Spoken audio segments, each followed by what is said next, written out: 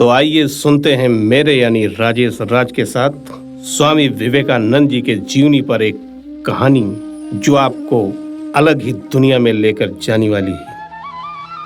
कभी कभी जिंदगी इंसान को इतना नीचे गिरा देती है कि इंसान को लगता है अब इससे नीचे कुछ नहीं, लेकिन ये सच नहीं है। जिंदगी जब सबसे नीचे गिराती है तभी इंसान के अंदर का असली शेर जागता है। और यही वो दिन था जब नरेंद्र के अंदर का शेर पहली बार दहाड़ने वाला था। रात का समय था, घर के अंदर दिया जल रहा था, बाहर गलियों में कुत्ते भौंक रहे थे, हवा में भी ठंडक थी और उसी ठंडक में एक डर छुपा हुआ था। नरेंद्र दरवाजे पे खड़ा था, सामने एक आदमी कांप रहा था। उसने कहा, नरेंद्र बाबू, कर्जदार लोग आपका घर खाली करवाना चाहते हैं और अगर पैसे नहीं मिले तो कल सुबह तक। नरेंद्र की आंखों में आग जल उठी। उसने धीरे से पूछा, कौन लोग? आदमी बोला, वही सेठ जी के आदमी। उन्होंने कहा, अगर कल तक पैसे नहीं मिले तो घर का सामान उठा लिया जाएगा। नरेंद्र ने दरवाजा बंद किया और उसकी सांसें तेज हो गईं। वो अंदर गया। माँ रसोई में बैठी थी, उनके हाथ में एक पुरानी साड़ी थी। माँ साड़ी सिल रही थी, लेकिन आंखों में डर था। नरेंद्र ने माँ को देखा और उसके अंदर कुछ टूट गया। माँ ने धीरे से पूछा, क्या हुआ बेटा? नरेंद्र कुछ बोल नहीं पाया। उसने बस माँ के पास बैठकर कहा, माँ, हम पर बहुत कर्ज हो गया है। माँ ने सिर झुका लिया। माँ बोली, मैं जानती हूँ बेटा, आज 2 आदमी आए थे। उन्होंने कहा अगर पैसे नहीं दिए तो घर बिक जाएगा। नरेंद्र की आंखें लाल हो गई। उसने कहा, माँ, मैं कल ही पैसे लाऊंगा। माँ ने हंसने की कोशिश की, लेकिन हंसी नहीं निकली। कहाँ से लाएगा बेटा? हमारे पास तो कुछ बचा ही नहीं। नरेंद्र चुप हो गया। उसके अंदर राम कृष्ण की आवाज गूंज रही थी, भगवान वहां है जो भूखा रोता है। और नरेंद्र ने महसूस किया आज उसकी माँ भूख से ज्यादा डर से रो रही है। उस रात नरेंद्र सोया नहीं। वो कमरे में बैठा रहा, दिया जलता रहा, घड़ी टिक टिक करती रही और उसके दिमाग में एक बात घूमती रही, अगर मैं कुछ नहीं कर पाया तो मेरी माँ टूट जाएगी। वो उठा, कपड़े ठीक किए और घर से बाहर निकल गया। रात गहरी थी, सड़क खुली थी, हवा में धुंध थी। नरेंद्र सीधे चला क्योंकि उसके पास अब वक्त नहीं था। सेठ का घर बड़ा ऊंचा, मजबूत, गेट पर पहरेदार, दीवारों पर लालटेन।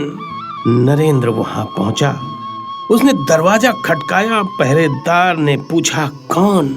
नरेंद्र ने कहा, नरेंद्र, मैं सेठ जी से मिलना चाहता हूं। पहरेदार हंसा, सेठ जी सो रहे हैं, कल आना। नरेंद्र ने कहा, मुझे अभी मिलना है। पहरेदार ने उसे धक्का दिया, चल हट, गरीब के लिए यहां रात में दरवाजे नहीं खुलते। नरेंद्र गिरते गिरते बचा। उसने आंखें बंद की। उसके अंदर की आग उबल रही थी और वो खुद को रोक रहा था, क्योंकि वो जानता था गुस्सा सही है, लेकिन गुस्से में किया हुआ फैसला कभी कभी मौत बन जाता है। नरेंद्र ने फिर दरवाजा खटकाया, इस बार जोर से, धड़ाम धड़ाम। पहरेदार गुस्से में आया, अरे पागल हो गया है क्या? तभी अंदर से किसी भारी आवाज ने कहा, कौन है? गेट खुला। सेठ खुद आया। सफेद कपड़े, गले में सोने की चैन। उसने नरेंद्र को ऊपर से नीचे देखा और पूछा, कौन हो तुम? नरेंद्र ने कहा, मैं नरेंद्र हूं। मेरे पिताजी का कर्ज आप पर है। आपके आदमी हमारी माँ को धक्का दे रहे हैं। मैं चाहता हूं आप थोड़ा वक्त दे दीजिए। सेठ ने ठहाका लगाया, वक्त? गरीबों को वक्त नहीं मिलता लड़के। वक्त सिर्फ पैसे वालों के पास होता है। नरेंद्र ने मुट्ठी भींच ली। उसने कहा, सेठ जी, हम आपके पैसे वापस कर देंगे। सेठ ने कहा, कैसे? तुम्हारी मां बर्तन मांज कर देगी या तुम भीख मांगोगे? ये शब्द नरेंद्र के सीने में छुरी की तरह घुस गया।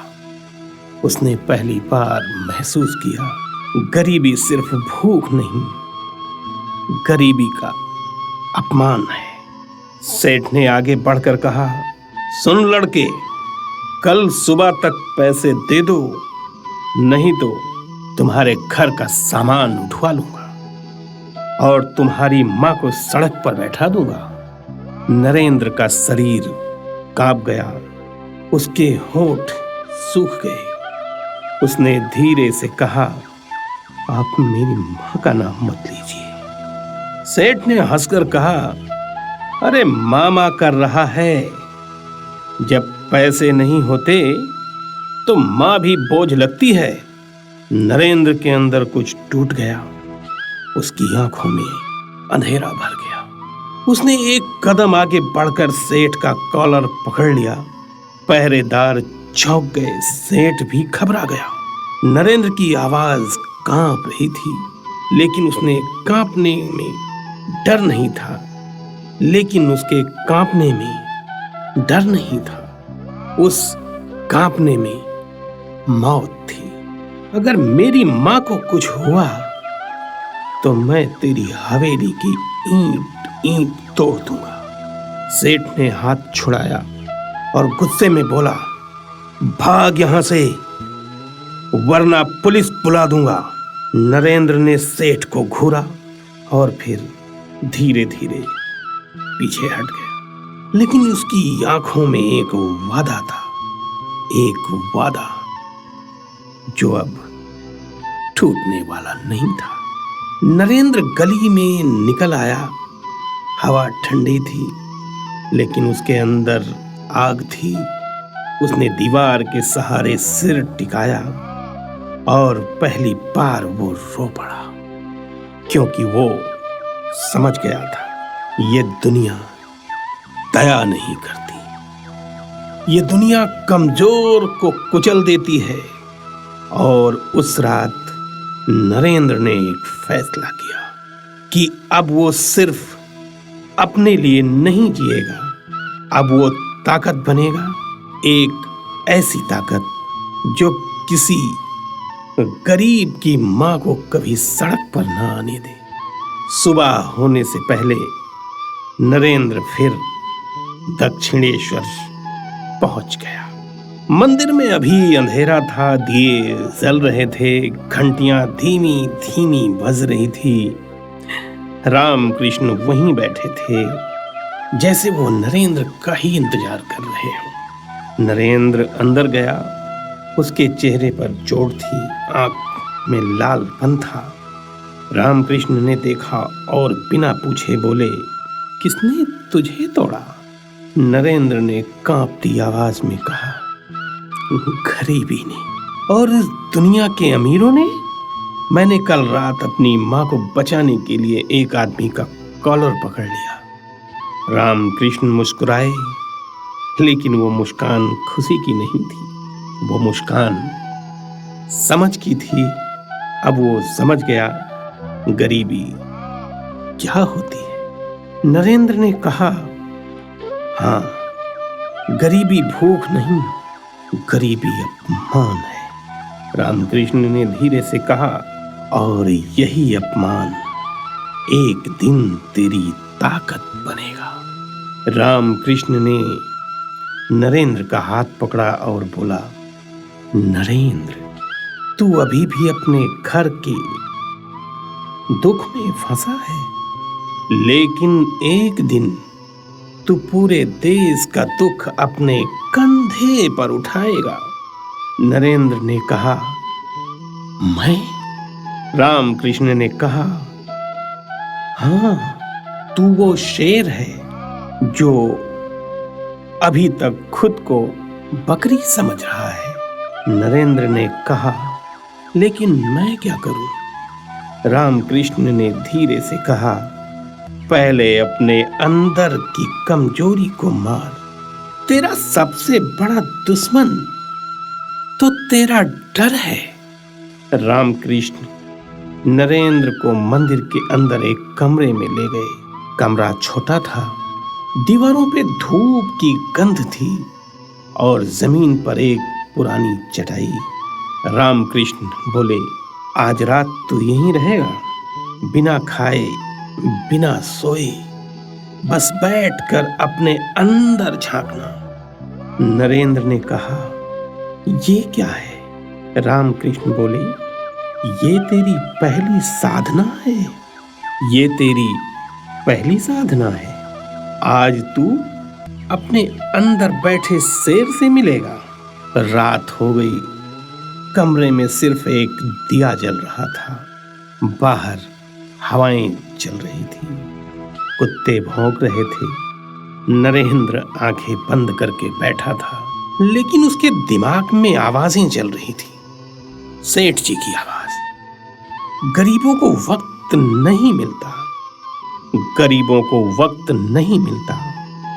माँ की आवाज, बेटा डर लगता है। पिता की याद, घर की भूख।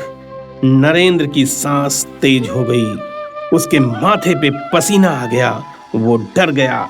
उसने आंखें खोली और उसी पर दिए की लौ अचानक हिलने लगी। हवा जैसे कमरे में घुस आई हो और कमरे के कोने में एक परछाई सी बनी। नरेंद्र ने आंखें फाड़ दी। उसने धीरे से कहा, कौन है? कोई जवाब नहीं मिला, बस हवा और दिए की लौ का कांपना। नरेंद्र ने खुद को समझाया, ये मेरा डर है, बस डर। लेकिन तभी उसने महसूस किया कोई उसे देख रहा है, सीधे उसकी आत्मा को। नरेंद्र उठ गया, उसने कमरे की दीवार को छुआ। सब कुछ असली था। उसने खुद से कहा, अगर डर ही मेरा दुश्मन है तो मैं आज इसे मार दूंगा। वो फिर बैठ गया, आंखें बंद की और अपने अंदर उतर गया। धीरे धीरे उसका सांस स्थिर हुआ और अचानक उसके अंदर एक आवाज उठी, तू क्यों डरता है? नरेंद्र चौंका। वो आवाज उसकी नहीं थी, ये आवाज उसके अंदर का शेर था। नरेंद्र के होंठ हिले, मैं इसलिए डरता हूं क्योंकि मेरे पास कुछ नहीं है। फिर आवाज आई, जिसके पास कुछ नहीं वो सबसे ताकतवर होता है। नरेंद्र की आंखों से आंसू गिरने लगे। उसने महसूस किया ये साधना उसके अंदर एक नया जन्म कर रही है। सुबह हुई, मंदिर की घंटियां फिर से बजने लगीं। रामकृष्ण कमरे के बाहर आए। उन्होंने दरवाजा खोला। नरेंद्र वहीं बैठा था, आंखें लाल थीं, लेकिन चेहरा शांत था। रामकृष्ण ने देखा और मुस्कुरा दी। अब बता, डर कैसा लग रहा है?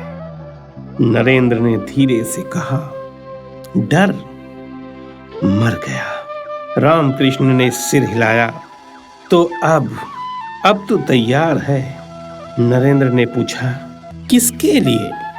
रामकृष्ण की आंखें चमक उठी। एक ऐसे रास्ते के लिए जहां तुझे अपना नाम छोड़ना पड़ेगा, अपनी पहचान छोड़नी पड़ेगी और अपना घर भी। नरेंद्र का दिल तेज से धड़का। उसने कहा, मतलब? रामकृष्ण ने बस एक शब्द कहा, संन्यास। नरेंद्र का चेहरा सफेद पड़ गया। उसने कहा, सन्यास और मेरी मां? रामकृष्ण ने उसकी आंखों में देखकर कहा, अगर तू सच में दुनिया का बेटा बनना चाहता है तो पहले अपनी मां की ममता को भी पार करना होगा।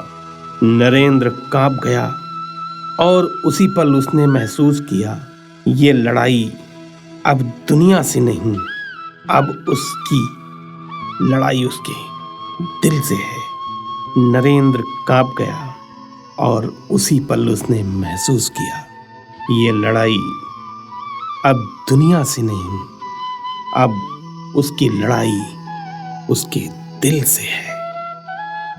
तो अभी आप लोगों को ये हमारी खास स्टोरी स्वामी विवेकानंद पर कैसी लगी, आप लोग कमेंट्स करके जरूर बताइए और बने रहिए हमारे चैनल के साथ।